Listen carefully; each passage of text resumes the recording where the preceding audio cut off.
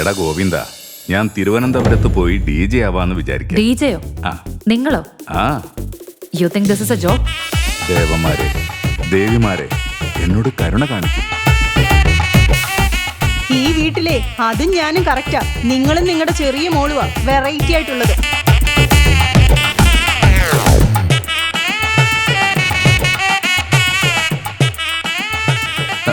പൈസ തന്നിട്ട് പോടൂ. ഈ കാസറ്റിന് നീ പണം കൊടുത്തായിരുന്നു?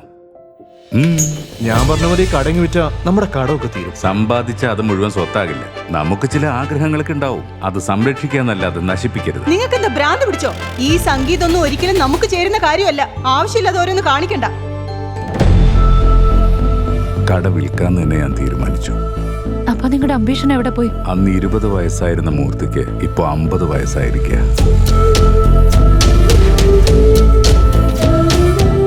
ആ കട വിറ്റതിലൊരു 3 ലക്ഷം ഉണ്ടായിരുന്നില്ലേ? അതാണ് ഇവിടെ തരാൻ പറഞ്ഞു.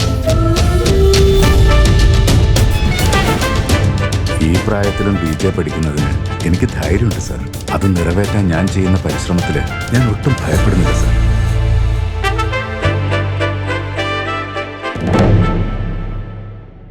ഹലോ അമ്മാവാ, സാധനം ഉണ്ടോ? ആരോടാ നീ ചോദിക്കണം? കൊന്നുകളി ഞാൻ. ഇത് മൂർത്തി മ്യൂസിക് ഷോപ്പാടാ.